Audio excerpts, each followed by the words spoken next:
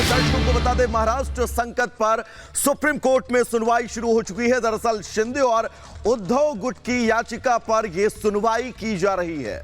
बड़ी खबर लगातार आपको बता रहे हैं, महाराष्ट्र मामले में सुप्रीम कोर्ट में सुनवाई चल रही है। दोनों गुटों की जो याचिकाएं दोनों की तरफ से दायर की गई थी, उसको लेकर यह अहम सुनवाई हो रही है। सुनवाई शुरू हो चुकी है। दोनों पक्ष के वकील अपनी दलीलें रखेंगे कोर्ट के सामने। बिल्कुल, तो ये बड़ी खबर इस वक्त हम आपको लगातार बता रहे हैं। शिंदे और उद्धव गुट की याचिका पर सुनवाई शुरू हो चुकी है। इस वक्त आपको बता दें कि सुजाता हमारी सहयोगी लगातार सुप्रीम कोर्ट के बाहर से जुड़ चुकी है। सुजाता, क्या कुछ जानकारी मिल पा रही है? सुनवाई शुरू हो चुकी है, तमाम मुद्दे हैं जिस पर यह क्लियरिटी सीधे तौर पर उद्धव गुट भी चाहता है, और आज क्या कुछ हो सकता है, संभावना क्या है?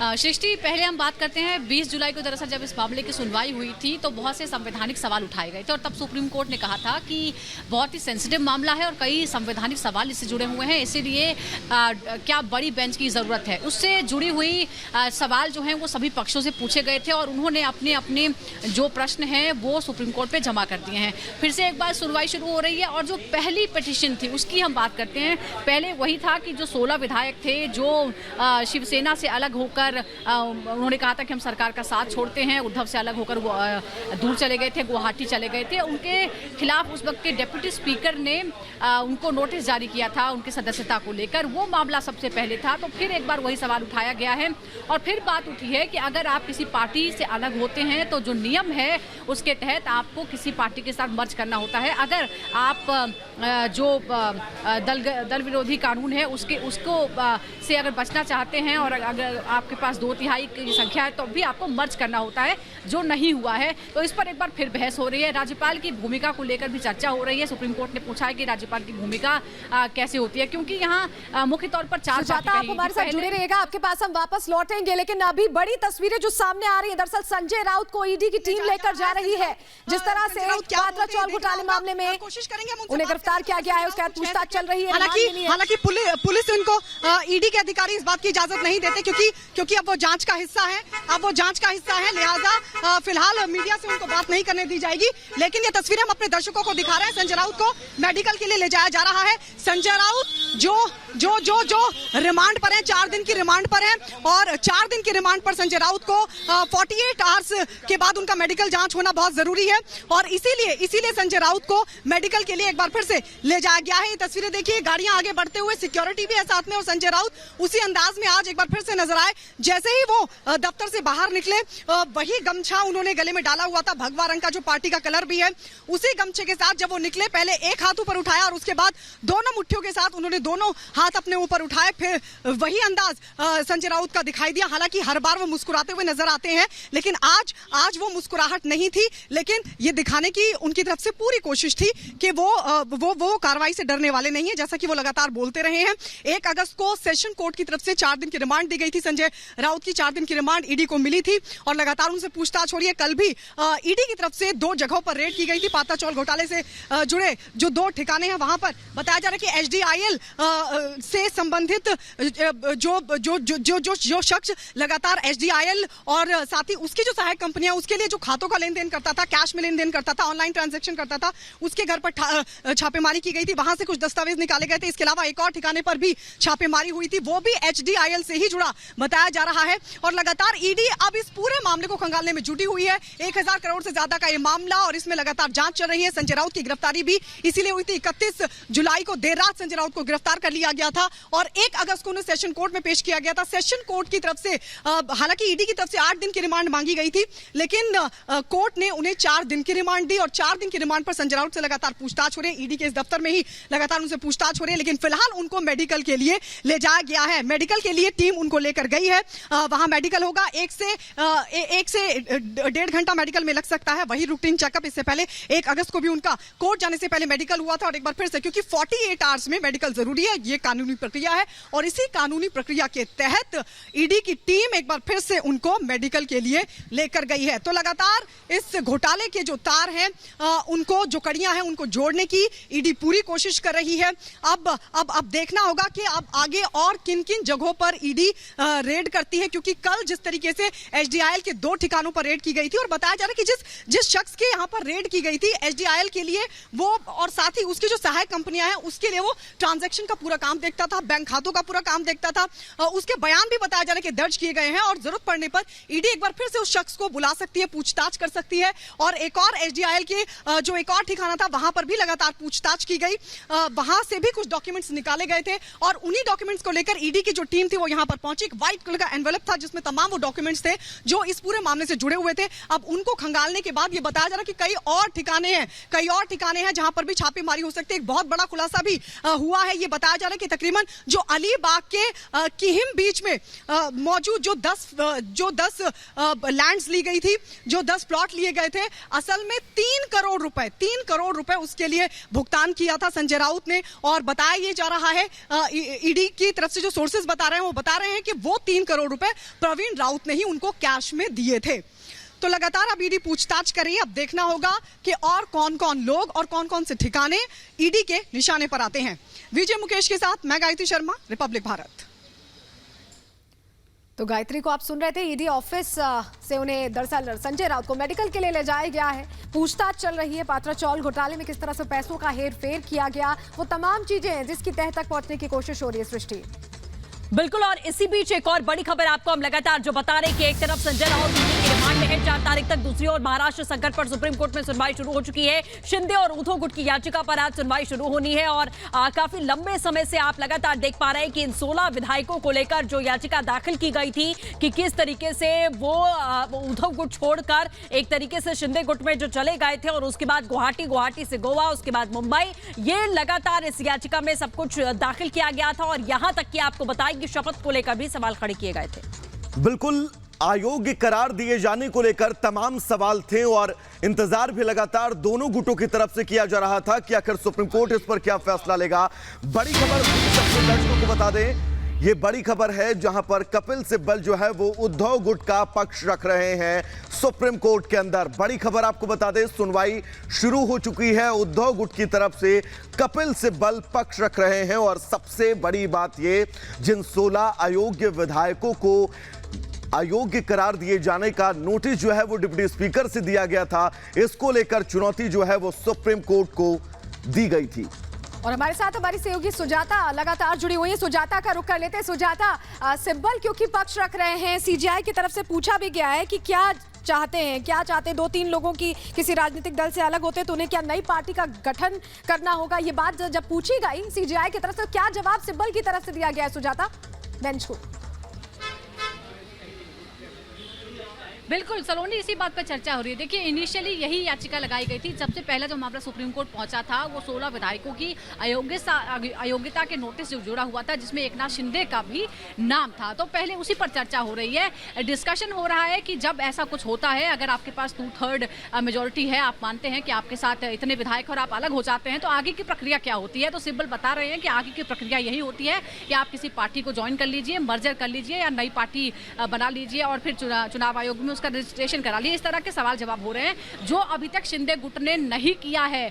इस बीच आपको यह भी बता दें कि पिछली तारीख को यथास्थिति बनाए रखने की बात सुप्रीम कोर्ट ने कही थी कि कोई गुट दूसरे के खिलाफ कोई कार्रवाई नहीं करेगा, लेकिन शिंदे गुट इस बीच चुनाव आयोग भी पहुंचा है। इस मामले पर भी रोक लगाने के लिए उद्धव गुट सुप्रीम कोर्ट पहुंचा था, लेकिन सुप्रीम कोर्ट ने कहा था कि 1 अगस्त जो तारीख पहले दी गई थी सुनवाई की, उसको ही सुनवाई होगी। हालांकि ये मेंशन नहीं हो पाया था ये मैटर 1 तारीख को, तो आज इस मामले पर भी सुनवाई होगी। लेकिन पहला प्रश्न यही है जो सबसे जुड़ा हुआ है। देखिए, अगर वो 16 विधायक अयोग्य घोषित हो जाते हैं तो सोचिए कि सरकार ही खतरे में आ जाएगी और यही मांग की गई है कि जो 16 बिल्कुल सुजाता, वापस लौटेंगे आपके पास में जो बड़ी खबर आप लगातार अपडेट यहां पर दे रही है। लेकिन इसी बीच एक और बड़ी खबर इसी मामले से जुड़ी आ रही है कि उद्धव गुट का पक्ष सिब्बल रख रहे हैं। बागी एमएलए ने अलग पार्टी नहीं बनाई। सिब्बल शुरुआत से बात कह रहे हैं, ना किसी पार्टी में विलय किया है। तो सीधे तौर पर अगर आप किसी दल से अलग होते हैं तो ये नियम कानून के तहत में ये तमाम बातें जो इस वक्त कही जा रही हैं। कपिल सिब्बल पहले भी ये तमाम बातें जो है वैभव कोर्ट में रख चुके हैं कि ना ही पार्टी में किसी भी पार्टी में विलय किया, ना ही अलग से किसी भी पार्टी का गठन किया गया है। बिल्कुल, और लगातार ये सवाल भी उठ रहे थे कि क्या ये बागी विधायक किसी पार्टी में विलय करते हैं या फिर किसी पार्टी के साथ जाते हैं। और इन्हीं तमाम सवालों के बीच कपिल सिब्बल अब जो कोर्ट के अंदर दलीलें लिख रहे हैं, अपनी उन दलीलों में सबसे पहले उन्होंने इसी बात का जिक्र किया कि ना इन बागी विधायकों ने कोई पार्टी बनाई, और जैसा कि नियम ये कहते हैं कि इन बागी विधायकों को किसी पार्टी में विलय करना होगा, तो इन बागी विधायकों ने किसी भी पार्टी में अभी तक विलय नहीं किया है। और हमारे साथ लगातार सुजाता जुड़ी हुई है। सुजाता का रुख कर लेते हैं। सुजाता, ये बात कही जा रही है कि 1/3 अभी भी पार्टी में बचे हुए हैं, ऐसे में 2/3 ये दावा नहीं कर सकते हैं कि पार्टी उनकी है, शिवसेना उनकी है, नियम इसकी इजाजत नहीं देता। और क्या दलीलों में कह रहे हैं कपिल सिब्बल? जी सलोनी, यही दलीलें हैं। 10वीं अनुसूची का जिक्र यहाँ बार बार हो रहा है। 10वीं अनुसूची में वो कानून है, दल बदल विरोधी कानून है, जिसके तहत ये तय किया गया था कि अगर कोई कुछ लोग एक पार्टी को छोड़ते हैं तो ऐसा ना हो कि बार बार इस तरह का संकट पैदा हो, जैसा कि इस कानून से पहले होता था। तो उसमें नियम रखा गया कि अगर आपके पास बहुमत का आंकड़ा है, यानी 2/3 लोग किसी पार्टी के अलग होना चाहते हैं, तो वो अलग हो सकते हैं, लेकिन उसके लिए नियम यह है कि वो किसी दूसरी पार्टी को ज्वाइन कर ले। लेकिन यहाँ शिंदे गुट ने ऐसा नहीं किया है, बल्कि उन्होंने एक सरकार का गठन भी कर लिया है और अब वो पूरी पार्टी पर ही दावा कर रहे हैं। और इसी बीच आपको ये भी मैं बता दूं कि क्योंकि शिंदे गुट चुनाव आयोग पहुंच गया है पार्टी पर दावे को लेकर, क्योंकि उनका ये कहना है कि ज्यादातर लोग हमारे साथ में हैं और कार्यकारिणी को भी भंग करके नई कार्यकारिणी का भी गठन कर दिया गया है, तो चुनाव आयोग पर भी ये मामला पहुंचा हुआ है। और इसलिए उद्धव गुट ने कहा था कि चुनाव आयोग इस मामले में कोई कार्रवाई ना करे, ये भी मामला सुप्रीम कोर्ट को देखना है, क्योंकि चुनाव आयोग ने कहा था कि 8 अगस्त तक दोनों ही पक्ष जो हैं वो अपने अपनी दलीलें, अपने अपने सबूत पेश करें कि पार्टी पर किसका दावा होता है। तो पहले नियमों की ही बात है, अब दोनों ही पक्ष एक बार फिर, क्योंकि शुरुआत दिनों से ही ये पूरा मामला 10वीं अनुसूची और जो 52वां अमेंडमेंट था वहीं तक है कि जब दल बदल विरोधी कानून लाया गया था। बिल्कुल तो सुजाता लौटेंगे आपके पास। एक बड़ी खबर अपने दर्शकों को बताएंगे। उद्धव गुट का पक्ष जो है वो कपिल सिब्बल की तरफ से रखा जा रहा है। शिंदे गुट खुद को असल शिवसैनिक बता रहा है, असल शिवसेना बता रहा है। शिंदे गुट ऐसा नहीं कर सकता है, इस बात का भी जिक्र कपिल सिब्बल ने किया। उन्होंने कहा कि नियम इस बात की इजाजत नहीं देते हैं कि शिंदे गुट अपने आप को असली शिवसेना बताए, जबकि शिंदे गुट की तरफ से बगावत के पहले दिन से इस बात का जिक्र सलोनी किया जा रहा है कि असली शिवसैनिक वही है, असली शिवसेना उन्हीं के पास है, संगठन उन्हीं के पास है। बिल्कुल, संगठन को लेकर बार बार ये बात कही जा रही है सृष्टि। लेकिन बड़ी बात ये है, हम सुजाता से भी समझेंगे कि ये कह रहे हैं सिब्बल अपने दलीलों में कि आप गुवाहाटी में रहकर ये नहीं कह सकते कि आप पार्टी हैं। सृष्टि, बिल्कुल, सुजाता भी लगातार हमारे साथ बनी हुई है। सुजाता, जिस तरीके से दलीलें लगातार दी जा रही हैं, शुरुआत से लड़ाई इसी बात की थी कि ये शिंदे गुट लगातार कह रहा है शिवसेना हमारी है, उद्धव गुट कह रहा है शिवसेना हमारी है, और सिब्बल ने यही दलील रख भी दी है कि गुवाहाटी में बैठकर आप ये तय कर रहे हैं और कह रहे हैं कि शिवसेना हमारी है। बिल्कुल, देखिए यही पहले भी चर्चा हुई थी कि अगर अगर पार्टी के अंदर भी कोई चर्चा करनी है कि पार्टी का लीडर कौन होगा, एकनाथ शिंदे होंगे या फिर उस वक्त उद्धव ठाकरे, हालांकि अब तो ये कोई प्रश्न ही नहीं है, तो आपको बैठक करनी चाहिए थी, कार्यकारिणी की बैठक बुलाई जाती है और उसके बाद फिर मेजोरिटी से कोई फैसला होता कि हम किसको अपना नेता चुनते हैं, सर्वसम्मति से फैसला लिया जाना चाहिए था। पार्टी का मैटर पार्टी के मंच पर इस पर सुलझाना चाहिए था, लेकिन आपने अलग रास्ता चुन लिया। तो अब आपको उन नियमों का पालन करना होगा जो कि 10 शेड्यूल में आते हैं, उन्हीं नियमों के तहत अब आपको मान्यता मिलेगी।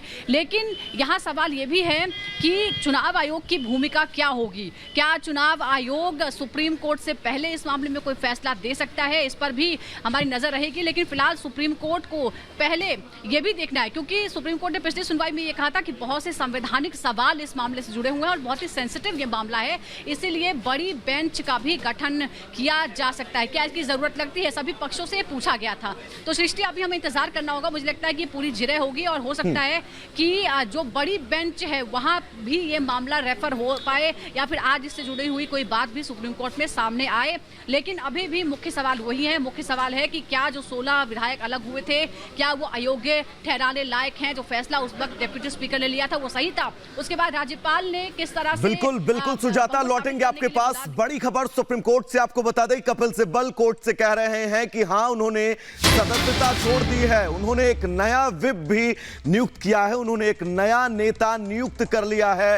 इस बात का जिक्र कपिल सिब्बल कोर्ट के अंदर रख रहे हैं। ये बड़ी खबर आपको बता दें, सीजीआई ने कपिल सिब्बल से पूछा, इस बात का जिक्र भी किया, पूछते हुए कि क्या लगातार जिस तरह की स्थितियां हैं उद्धव गुट का पक्ष जो है कपिल सिब्बल रख रहे हैं, तो ऐसे में अगर विलय नहीं होता है तो आगे स्थितियां क्या कुछ हो सकती हैं।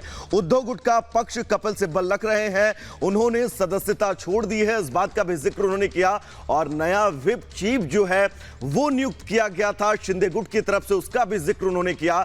सीजीआई ने जिसके बाद कपिल सिब्बल से सवाल पूछा, बैठक में शामिल ना होना, क्या सदस्यता छोड़ना है? अगर कोई आपका कार्यकर्ता बैठक में शामिल नहीं होता है तो क्या यह माना जा सकता है कि उसने पार्टी की सदस्यता छोड़ दी है? सुप्रीम कोर्ट पर सबकी नजरें हैं। सीजीआई ने बहुत महत्वपूर्ण सलोनी ये सवाल पूछा है कपिल सिब्बल से। बिल्कुल ये सवाल पूछा क्योंकि दलील दे रहे थे कपिल सिब्बल की बैठक में शामिल नहीं हुए, उन्होंने सदस्यता छोड़ दी। तो सीजीआई ने प्रश्न किया कि क्या बैठक में शामिल ना होना सदस्यता छोड़ना है? सुजाता लगातार हमारे साथ जुड़ी हुई है, क्लोजली पूरे केस की हियरिंग सुन रही हैं, हम उनके पास वापस लौटेंगे, लेकिन उससे पहले एक और बड़ी खबर इसी से जुड़ी दर्शकों के सामने हम रख दें। एक और बड़ी खबर जहां सुप्रीम कोर्ट में पूरा मामला चल रहा है, उद्धव का पक्ष रखते हुए सिब्बल ये कह रहे हैं कि गुवाहाटी में बैठकर खुद को असली राजनीतिक दल साबित कर देना या बोल देना कि असली राजनीतिक दल वही है, ये कहां तक सही है? पक्ष रखते हुए ये बात कही गई है कपिल सिब्बल की तरफ से। और लगातार सुजाता हमारे साथ जुड़ी हुई हैं। सुजाता, हम ये समझने की कोशिश कर रहे हैं जो दलीलें दी जा रही हैं कपिल सिब्बल की तरफ से, उसमें वो ये भी कह रहे हैं कि चुनाव आयोग ये फैसला करता है। वो लगातार ये बात दोहरा रहे हैं और ये कह रहे हैं कि गुवाहाटी में बैठकर सब कुछ तय कर लेना ये कैसे संभव है? हालांकि सीजीआई ने प्रश्न पूछा कि क्या एक बैठक में शामिल ना होना सदस्यता छोड़ना है, उसकी गहराई तक जाने की कोशिश भी बेंच कर रही है। बिल्कुल सलोनी, यही सब बातें हैं और ये मामला देखिए बहुत सिंपल नहीं है, बहुत ही कॉम्प्लिकेटेड मामला है और इसीलिए जिरह हो रही है और इसीलिए ये सुनवाई लगातार खिंचती जा रही है। सवाल यही है कि एक पार्टी के अंदर अगर कुछ लोग अपनी पार्टी की नीतियों से या फैसलों से असहमत हैं तो फिर वो किस मंच पर ये सवाल उठाएंगे? अगर यही सवाल हो, कपिल सिब्बल बोल रहे हैं कि वो बैठक में शामिल नहीं हुए, उन्होंने कोई बैठक नहीं की, वो अलग जाकर बैठ के गुवाहाटी में और वहाँ से वो अपने फैसले लेने लगे और बोलने लगे कि हम अलग हैं। तो क्या हम इसे नहीं माने कि वो अलग, उन्होंने रास्ता चुन लिया, उन्होंने पार्टी तोड़ दी और वो पार्टी गुट से अलग हो गए? तो सीजीआई ये पूछते हैं कि कोई बैठक आपने बुलाई जिसके लिए आपने नोटिस जारी कर दिया कि आपको बैठक में शामिल होना है, अगर कोई नहीं आ पाता तो क्या इसे मान ले कि पार्टी छोड़ दी है? तो ये बहुत ही कॉम्प्लिकेटेड सवाल है। अब ये भी प्रश्न है कि अगर आपने पार्टी नहीं छोड़ी है तो क्या इसके लिए आपने उद्धव और उद्धव के समर्थक जो अभी भी पार्टी के लोग हैं, कार्यकारिणी के लोग हैं, जो विधायक हैं, क्या उनको अपने साथ लेने की आपने कोशिश की है, क्या सर्वसम्मति बनाने की कोशिश की? तो कुल मिलाकर क्या पार्टी टूट गई है? अब प्रश्न ये भी है कि शिंदे गुट ने क्या पार्टी तोड़ ली है?